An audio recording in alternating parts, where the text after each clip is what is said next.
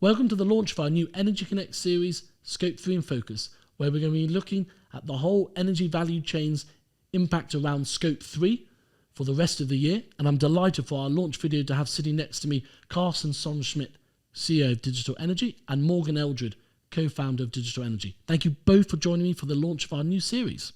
Now, Carsten, can you start us off by telling us what is Scope 3? Thank you, Julian. I can at least try. So Scope 3 is defined by its residual. So Scope 1, you need to understand Scope 1 and Scope 2 to understand Scope 3. Scope 1 is direct emissions. So imagine you have an energy producer that would be taking gas off the ground or out of the reservoir, using it for electricity. That's your Scope 1. Your Scope 2 would be the grid connection, imported electricity. And Scope 3 is defined by everything else. So it's an easy definition to understand if you understand Scope 1 and Scope 2, but difficult in practice to actually apply and define the context. Absolutely. And I think one thing that I think people were talking about is the challenges of Scope 3. Can you give us a bit of your viewpoint of that and what you see are the main challenges around Scope 3? Certainly. I would break it down into three challenges. One is the definition of Scope 3.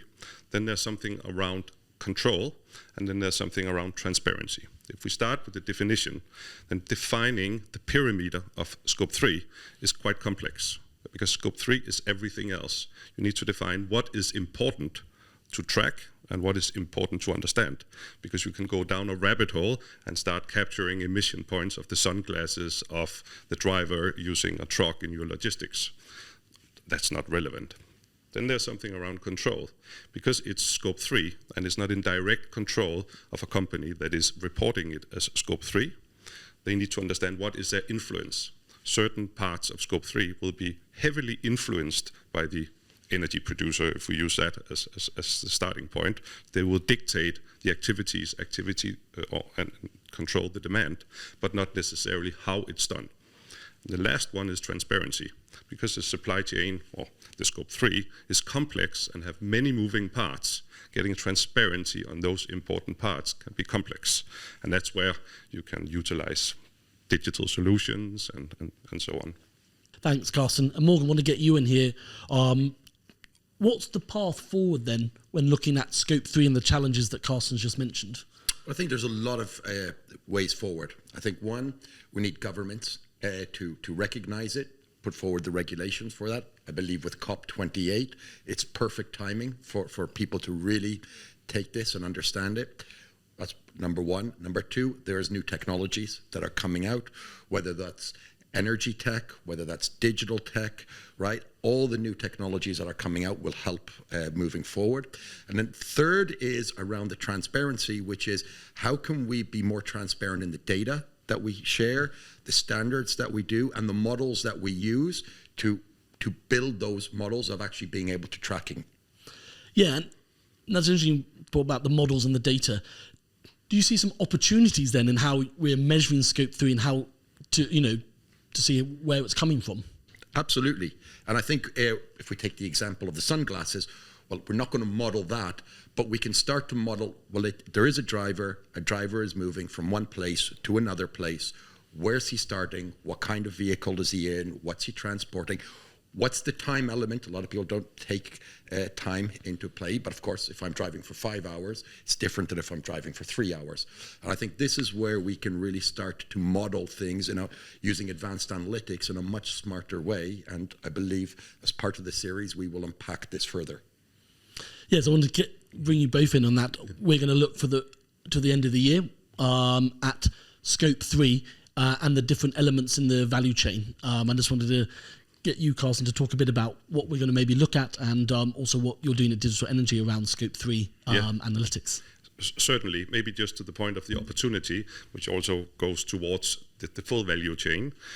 Scope 3 is an opportunity for the industry as a whole to come together and try to drive integrated end-to-end efficiencies, where in my experience, there's a lot of inefficiencies in that supply chain, where Scope 3 gives a very good mandate and a good vision to try to reduce those inefficiencies for profit, but also very much for sustainability and lower footprint. Now, The opportunity then goes hand in hand with all of the different players in that value chain, where you have your upstream players, you have your downstream players, you have your supply chain, and we'll try to cover that together with you over the next many months and go sort of step by step to see what can we do in those important elements of the supply chain, value chain, and get those parties to work together. And we want to enable that with digital, of course. That's what we do. Yeah, and Morgan, about the digital energy, but also the analytical side. I want to get more of your viewpoint of where it's lacking in the industry, but the technology is there and it's coming, and it just needs to be utilised more. Absolutely correct. And I think for that, we need to collaborate in data sharing, right? We need to have a base data infrastructure and sharing infrastructure that's across the many different players in the value and supply chains.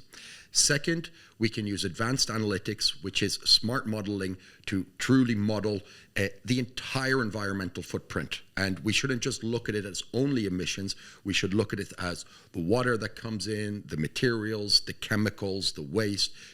That whole environmental footprint can be modeled. It just needs the right infrastructure to make it happen.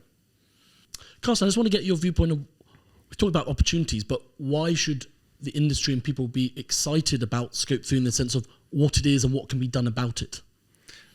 Scope 3 is an opportunity for the industry to come together on a topic that's important for the world.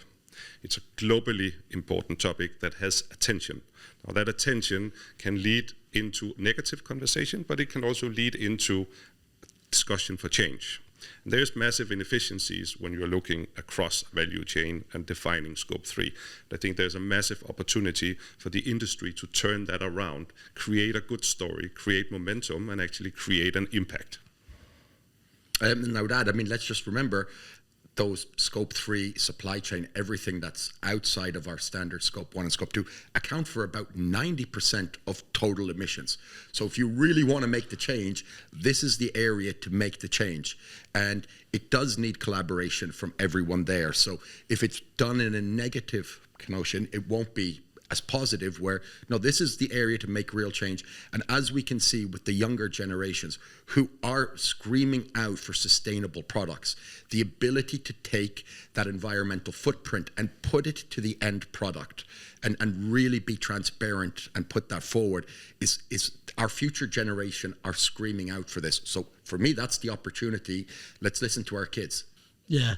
And, just before we end our launch video for the series, I want to get both your viewpoints on, we talked about the opportunities, but we're here in 2023. You mentioned COP28, didn't you, Morgan? It's going to be coming in Dubai at the end of November into December. But what opportunity does that provide as well to have COP coming to the UAE and having Scope 3 talked about and mentioned where previous COPs or earlier ones it wasn't? I think it brings two opportunities. The COP environment brings all of the players from the value chain together. So it's a perfect context to have that dialogue around collaboration and how to start that journey, start sharing data, as Morgan is mentioning.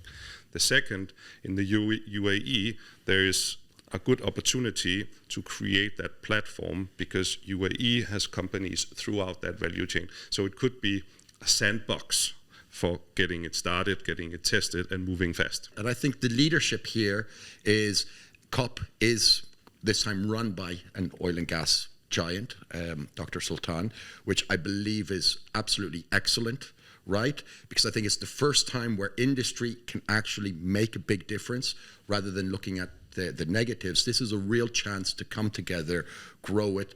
And the UAE has a fantastic digital technological, the infrastructure here is really well advanced to be able to apply, not just have discussions, but really apply and show the rest of the world how you can be sustainable in an energy producing country that also has massive supply chain things like the ports, like the airplanes, like people coming in. I think it really is a perfect sandbox, as you would say, for this to happen.